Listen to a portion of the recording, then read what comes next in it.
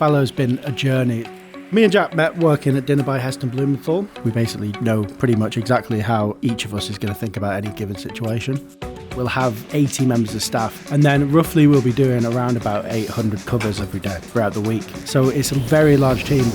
We're amassing over 100 million views a month on all of the different platforms that we do between Instagram, Facebook, YouTube, TikTok. That's been over 2 billion views since we started, which feels very strange to say that out loud. The restaurant in London is the reason that the channel is successful. It's our main point of difference from most creators. It's our sort of competitive edge in the food space. With so many people watching online and so many people coming with an expectation of what Fallow is in their heads already, the pressure really is on for our teams to deliver something that's exceptional every day. Hey guys, I'm Will Murray. And I'm Jack Croft. We're here in St James's Market today at Fallow Restaurant. We're going to be showing you behind the scenes of how we cook for 1,000 covers a day and also run a YouTube channel. Should we get cracking? So we're on breakfast service, it's 8:30 and this is our first breakfast wave. We can do anywhere between 150 to 250 covers before 11 o'clock. And while Will's doing breakfast, I'm going to go downstairs and get all the orders put away. The funny thing about Fallow is it's actually a daytime restaurant, so we do 55% of our covers on breakfast and lunch. We wanted it to be this like all-day dining bistro, super accessible for everyone. Whether it's a business meeting, whether it's a celebration, lifestyle or tourist breakfast experience, we're trying to deliver that Fallow experience like right from the beginning, 7:30 in the morning. As soon as the guys get in here, it's only really one speed, which is set up and go. The guys work a 3.5 day week, which is really good, but they just know when they're in the building, it's going to be pretty much full on busy the whole time. It's one of the only restaurants, I reckon, where you're not concerned about how much food you have to prep. You just know if you prep it, you will sell it. Breakfast is one of those meals where you don't really need to overcomplicate it. People are coming for breakfast meetings, they just want something that's delicious, quick, super tasty. This is Archie. Archie's new on breakfast. So the way that the sections work at Fallow, it's not like fixed. Everyone will do a little bit of everything, so it's really important that everyone can jump on if there's holidays or gaps. So having the flexibility among all the sections is really good, and also it keeps it fresh for the guys. They get to sort of duck and weave out of different services. They learn really, really fast. Here at Fallow, because we've got such high volume, we typically use these little trays and sort of freshly bake the eggs in batches. We get the perfect result every time and it's completely consistent. The hardest thing about doing 1,000 covers in a day is keeping the standards. So anything that we can do to make life easy and deliver a consistent product only gets 3 minutes at 180 with steam. We've got this really beautiful sort of rare breed pork mince. We just whack everything on this grill, which is a synergy grill. This thing never stops all day and it never misses a beat. This is genuinely inspired by a Mackey's breakfast in the best way possible. It's what you want to eat in the morning. You got your patty there, delicious smoked bacon from H.G. Walter, and then we're going to whack some beautiful American cheese on there. This is our laminated croissant puck. So basically, you make a croissant dough and then you compress it between a really strong metal ring and 2 trays. In the UK, we've got this HP sauce, Houses of Parliament sauce. So this is our version of that. This is walnut ketchup. We make all of these sauces. It's got a lot of pickled walnut in there, which is like an old English preserve. And then we just put our pork patty, and then we just go on with a beautiful egg. So yeah, about 80 of these patties across this group a day. I'd say for lunch and breakfast is a different kind of service because it's a bit more of a functional meal. So you have to take a bit of the ambition of creating a really cool, creative menu and do something that fits perfectly with what people want to eat. You can reinvent the wheel, but at the end of the day, people just want to smash a pork royale every now and then. I do right now, actually. It's 8:45 now. Breakfast service is about to get busy. See the customers coming in. This is probably a good time to go downstairs and see what Jack's doing with the deliveries and the team briefing. So one of the most important parts of our day is our first senior briefing with the sous chef team. So we've got Sean, the head chef. We've got a delivery of concerts coming in later this afternoon. We've got Isto, who's in charge of pastry today. Strawberries are looking beautiful. Peak season English strawberries, right? And then I've got my 2 sous chefs. So every day we do a handover, highlighting any issues with food, any service issues with any of the product, so that we can start the day on top of things. So in a team this big, communication is arguably one of the most important things. So everyone knows what their focus is for the day, and we can have clear actionables and make sure that everyone is performing at the highest level. Sean, do you want to focus on cold larder and garnish communication? AJ, you focus on meat and fish? Absolutely. Cool, right, let's get cracking. Split the sections out, so Sean and AJ are now going to go and brief the sections individually, making sure they're all happy with all the recipes they need to make for today, making sure they've got all the product in the building that they need, and making sure that their services are covered. So every section in our kitchen is around about 8 people on each section. Basically like its own little kitchen. They'll be switching between services. They might do prep, they might do lunch service, they might do dinner service. So obviously when we're cooking for 1,000 covers, it's very important that the front of house, as much as the back of house, know exactly what they're doing. So every day, we'll write down the fish that we've got for the day, the sizes we've got. Because we're buying whole carcass as much as we can, the meat sizing and variety and breeds change as well. So we'll fill out daily and then hand it to the front of house by 10:30 so they can then brief their teams. So we have a senior checklist to complete every day. First one is obviously the morning briefing, which we've just completed. Next one on our list is check in with all the sections, go through the handovers and go through all the prep lists. Then we've got all the cleaning checks, pests checks, grease management checks, all the fundamentals which are super important in any high functioning restaurant. Most of the job is managing people now, especially of a team this size. 35 chefs a day, 60 chefs on the rota in total. Just writing the rota alone is a mammoth task, which takes hours a week. I think it's really important to keep some things in the knowledge of the chef. If everything goes too automated, everyone forgets how to do things. Every chef in this kitchen should know how much the produce they're prepping costs, where it's come from, and how to best utilize that product. That's our job as mentors and managers, is to train them on these things. So you can see the prep is fully underway here. We've got 7 whole halibuts here, which Det is just prepping down for the a la carte. And then behind me, you've got Ashwin, who's grilling all the bread for one of our most popular dishes, which is mushroom parfait. So he grills about 45 loaves of Campayu bread a day. Just after 9 a.m. here in the Fallow prep kitchen. While I crack on with some prep down here, you guys are going to go and hang out with Will and see how the media team is briefed for the day ahead. So a lot of our media happens in our restaurant Fowl, which is our sort of chicken restaurant. They're actually connected. These little corridors are always super busy all day. Our YouTube set is here. It's a chicken restaurant. So this is where we film our content. As chefs, we're always trying to push ourselves. This dish pushed us to our absolute limits. So we set up a camera and lights over there, and that's it. It's not very high tech, it's very functional, I would say. And then the rest of the week, it's a chicken restaurant. We do all of our filming condensed into that one day. So sometimes it's like a 14-hour day. Hold! Shot between different shifts. So it's almost like a restaurant service. We treat it like that. And this is our media team. We all talk about what the upcoming schedule is. We separate it up into 4 different categories. Long form content for YouTube. A series of ad reads using the Every Pan Chefs Need to Know video. Short form content. We've got quite a lot of short form going out this week, which is great. We've got a team who's working on a book. We've got meetings with publishers. And then we have a more traditional marketing team as well. The end of the week is extremely busy with visits to Sheffield. So one really good positive thing is I just got a report through from the Fallow Chef China. We got 2.1 million views on Muscles Like a Chef on Chinese TikTok, and then we've got an extra 62,000 followers on Rednote, which is huge. Right. So we just need to keep pushing on the Chinese social media because it's completely different. And on Instagram, we've put the new tracking links into the link tree so we can see now directly who converts from watching a post to making a booking in the restaurant. Oh, nice. Okay, great. So content planning is looking really good. It's 11 o'clock. We're going to go down to the Fowl basement kitchen to start getting ready for a very busy day at Fowl. We make the chicken, we marinate it for around about 24 hours. It's in a mix of spices. And we kind of wanted to get the flavor of a KFC hot wing onto our chicken burger. So it's nice and spicy. The unique thing about Fowl is, and it's very rare to find this, we're 100% free-range chicken shop. We take the whole bird, butcher it all down, and then spread the carcass out throughout the rest of the restaurant group.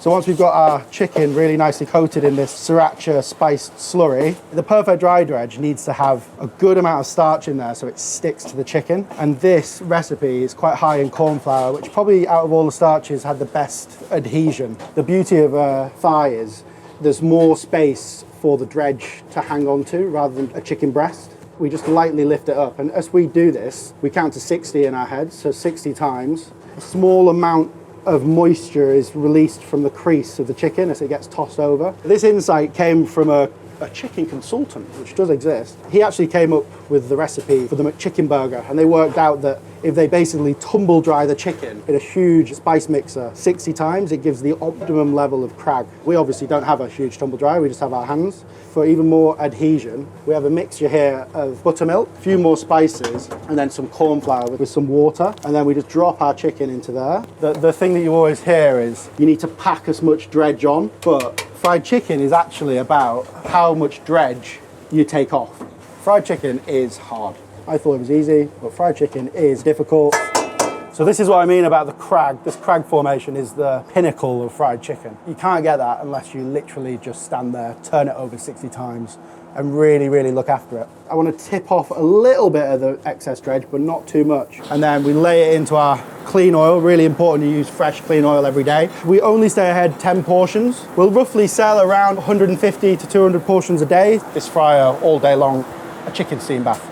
We're looking for a blonde crust, but an internal temperature of 70 degrees, and then we chill it down. Actually, on the second fry, what we found is the chicken retains a lot of its moisture. We can just whack one of these perfect ones into a fryer. This is what we're looking for. It's like fine crag formation all over it. Make it super crispy. This goes into a 190 fryer.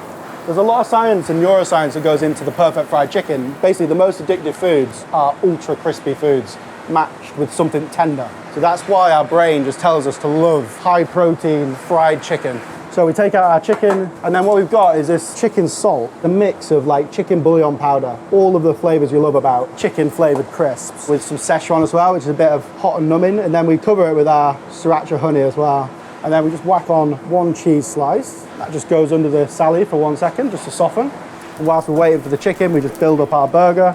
Black pepper ranch, whack that on the burger, and then we finish with these house-made pickles, and then just put our fowl bun on top. So that is the infamous fowl chicken burger. Part of the job is that you always taste the first bit of chicken as well, so that is absolutely everything you want out of the fried chicken burger. Now that the chicken's done, we're going to head back over to Fallow to see Jack running and organising the tastings at Fallow before lunch service.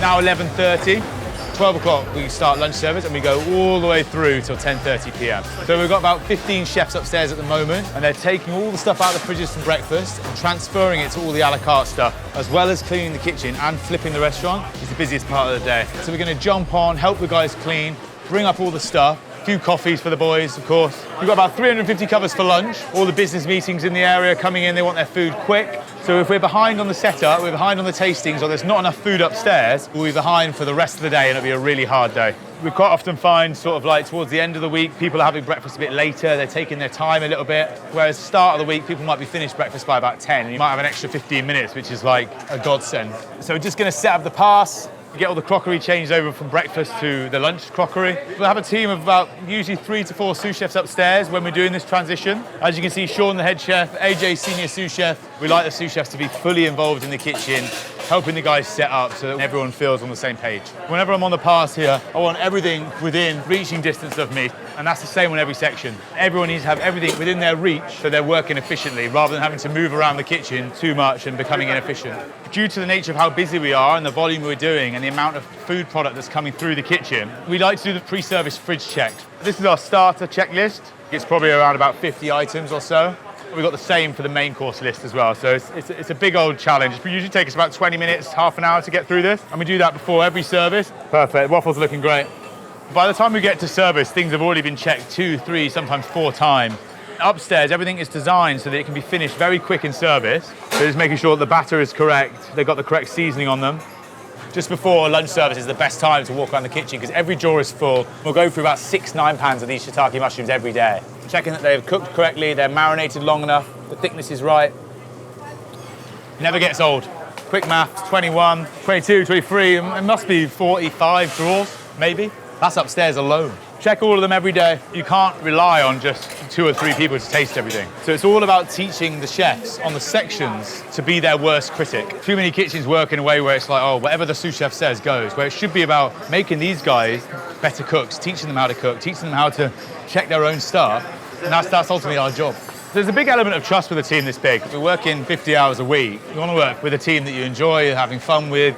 Arguably one of my favourite tastings of the day is the mushroom parfait. It was the first dish we ever did. I must have tasted it, God. Been open 5 years, 50 times a week. God knows how many times that is, but it's always nice when you taste something after all those years and you're like, oh, it's still good. I still like that. I'm just finishing off my starter checklist. I'm taking control of the starter side today. So if you want to go and check in with AJ, who's senior sous chef, who's going to be doing the tastings on the main side. We'll kind of split into 2 sections. So I will take maybe the hot side of the kitchen and he'll take the cold side. Because I was here yesterday, I know that there's a few things that sometimes aren't perfect. So those are the first things I'm going to go for. For example, something like our burger sauce for our burgers, finding out what's good, what's wrong. If I want to double check something, I'll speak to him, obviously. There's that common rule that everyone says that you can never have 2 head chefs. And that's what was really hard at the start for Will and I. But if we were both happy, we knew it was good. Too many cooks perfect the dish. Right, guys, gather around quickly. Let's have a quick briefing. Guys, we've got 350 for lunch, about another 400 for dinner tonight. All tastings are done. Looking forward to a really good day. Sun's out, so we should be expecting a fair few walk-ins. First check is on. Corn ribs parfait, followed by a cauliflower. Fallow on 3, 1, 2, 3. So right now it's just after 1 o'clock. We're getting into the thick of lunch service. We've done about 100 covers already. Still got about another 250 to come. We're right in the swing of it. Nice cauliflower. 74 there, please. So as the tickets go across here, we're focusing on starters on the left-hand side. And as the starters are sent, we then pass the tickets over to the main side, and then we fire them 2 Caesar, 1 tartar. We always send the starters as and when they're ready, because if we waited for the whole table to be ready before we sent it, quite often some of the dishes will be going cold. So we believe it's good to get the first round of food on the table as quick as you can. We want people to be talking and chatting and sharing with the food as they eat it. And then we sort of group together the main courses, or course 2, and then we send that all at the same time. So we're predominantly fully booked for about 2 months ahead, but it's constantly ebbing and flowing. Due to the nature of how fast people eat, we're able to add in walk-ins into slots throughout the day as and when people finish. It's such a well-oiled machine now, 5 years down the line. Most of the front of house managers are in the room talking to customers, dealing with issues as they arise. In terms of the kitchen, AJ and Sean, they're the direct contacts of the chef's cooking. My role here is really directing the traffic. Bacon burger fries, 104, making sure that the timings are on track, making sure that food's going to the right table, and ultimately just giving them any pointers that I see throughout service. So we've got muscles up. The beauty of Fallow, or what Will and I think is the beauty of it, is that we never really understood why restaurants stopped serving food in the afternoon, especially like when you're in central London and you've got the demand. Usually around 3-ish, half 3-ish, it'll get slightly quieter, but we remain open. So we have a little clean down as and when we're going every hour throughout service. But the service continues straight away when we started lunch at 12, all the way through to the last orders at about 10:45 p.m. We're going to head downstairs and get stuck into some prep with Will. Okay, so it's 2:30. Cod heads basically come in at 2 different times during the day. First thing in the morning, but then we get a second batch of cod heads delivered later on. This is the collar attached to the main bulk of the meat, obviously the cheek, the throat, and we just give them a really good wash with some crushed ice. So when we first started prepping these, they used to come in whole. We used to use a wood saw. It used to take absolutely ages. Sometimes they do forget to do them. That's an absolute stitch up. Basically, 1/3 of a cod's total weight is its head. So there's so much meat left on these bad boys. The cod head first came on the menu because we asked for the contents of one of our fish suppliers' bin. Slowly over time now, they're way more sort of accessible. I think we're just known as the cod head restaurant, but what's happened is they've stopped cutting them off at sea and they're now sending them into the food chain, which is a really positive thing. So what you want to do is just make sure the gills have been removed and then separate the collar and the head. And then we put it in an upturned container just to drain off any of the juice so you get a nice char on it. Now it's got to the point where we get too many. We get about a ton a week. The fishermen would still be throwing it away if we were just selling 12 a day. Like when we first opened the restaurant, we didn't think that business would be coming in ordering a cod's head and chips for lunch, but they do, and then they come back. I compare it to like a whole chicken. When I explain it to the customers, I say, this is like the jewel of the meat. This is like a scallop. It's firm, it's delicious. It obviously does a lot of work, as cod's the predatory like cold water fish. This area here, super gelatinous, which is what people love. The collar is more recognizably what you'd associate with large, flaky cod meat. And then you've got these beautiful pucks of meat under the eyeball, under the eye socket. The reality is people come to Fallow now and they kind of have the order in their head what they want to eat, and cod's head's normally on that list. It's one of those things I think people feel that they need to work themselves up to it, but as soon as you start eating it, it's a beautiful fish, and there's really no difference between picking off a head or a collar. Oh yeah, you can eat the eyeball. That's the best bit. People fight over the eyeballs. We try and grill them downstairs just so there's enough space for the grilling upstairs and it doesn't disrupt service. They stick really badly.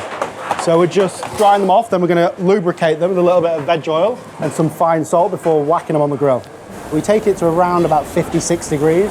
So what we're looking for is just an even grill all over the cod head, including like the underside of the chin. The cod's head dish specifically has become synonymous with the restaurant. I mean, we didn't sort of set up Fallow with like this vision of completely transforming the food industry. Like, we're a sustainable restaurant, but we do believe in not sort of ramming it down your faces, but this is a product that's like a win-win-win. It's a waste product that is underutilized in the food chain, cost effective, it's easy to get at scale, and it's absolutely delicious. And when cooked right, it rivals any sort of prime piece of fish, in my opinion. And then serving it with an absolutely banging sriracha sauce, which is lightly fermented, cooked with lots of butter emulsion, confit garlic, lemon juice, pickled lemon juice.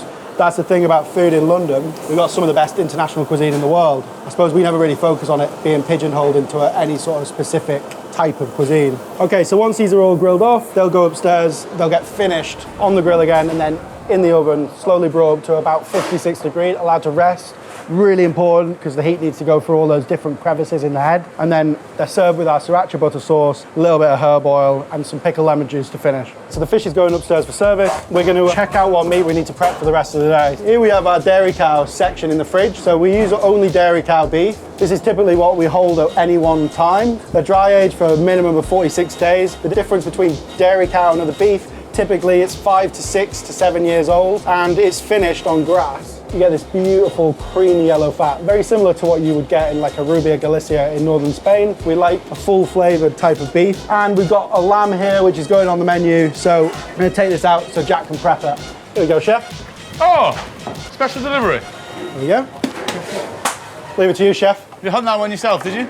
So new lamb dish on the menu at the moment. Whenever we're doing new dishes, you're just trying to create the best dish possible. But when you're trying to do a dish, when you've got a restaurant of this volume, can we source enough of that product? Because loads of farms are going to give you a lamb, but how many are going to give you 7 a week? Can the team actually reproduce it? Because it's not necessarily about what you can do yourself. You're then looking at the overall amount of prep that's on the section, and quite often we'll balance it out by removing something else or making something else simpler. So it's an ongoing development process between the 3 restaurants and breakfast and media, lunch menus, brunch menus, Christmas menus. Before you know it, you're back to square one with trying to figure out the next menu writing. The way that we drive people to the restaurant is by creating new dishes and using that as a marketing tool. Now we're in this really beautiful little ecosystem where we'll be researching for a video, doing a video on a topic, and then what we found out through that video then features onto the menu. It's great for customers because they can almost get a taste of what they've watched. But also it's amazing for staff because they're getting to see the process happen and then seeing it on the menu and then learning about the process and by doing it over and over again. So we would buy 7 lambs a week, take all the legs off, and we use those for Sunday roast. Then we would take the shoulders off, braise those down, roll them and press them, and then that's what we get a small piece of the braised shoulder and braised belly together on the a la carte dish. And then with the rack and the saddle, we'll debone that, stuff it with the chicken mousse, roll it together, and that will feature as the main element on the a la carte dish. And then all of the trim, we use all of that to make our sauce. And then we've got all of the bones as well, which you get from the whole carcass, which we will roast down to make all of our stock inside the brat pans. It's just an endless cycle of meat preparation in a restaurant of this size. Will's going to start portioning a few ribeyes for tonight. Quite often there'll be usually sort of 4 or 5 people working down here on this section alone. There's different meat coming in all throughout the day. The more we can teach staff to do, the more engaged they are. And I've always said when people come work at Fallow, we can teach you everything. You can leave Fallow in 2-3 years with all the skills that you need. Quite therapeutic. One of my favourite things in the kitchen is to sort of just be on the meat section. I love all the smells of like roasting meat. You can just sort of forget about life's problems and just prep a bit of beef. It's very philosophical, chef. Nowhere else I'd rather be next to you, chef, prepping some lovely meat. So we buy roasters, rib attached to sirloin, attached to rump. It's quite an involved process which involves a whole sort of network of people that are working really hard to source this really amazing dairy cow beef for us. You can see the fat inside these ones. They're very dry aged, so it's quite a physical job to take it all out. This is a paddy whack, so this is the only thing that we don't really use. Not really good for anything, that. Paddy whack. Just use that for stock. Is this all for stock, chef? I think they make dog toys out of it. Oh yeah? But not a confirmed source. We've got a fat box, we've got a trim box, we've got a bone box. When we actually trained, we didn't learn any of this stuff. We learned all this stuff when we left fine dining restaurants. I thought a butchery section was just taking the meat out of the packet and putting it into the fridge. We get a roaster for £14 per kilo. We're probably, due to all these extra steps, one of the only restaurants that's actually making proper GP on steak in London. All of our burgers are made from all of the trim that Will's just taken off. But look at our beautiful finished ribeyes. Got this really beautiful sort of colour on them.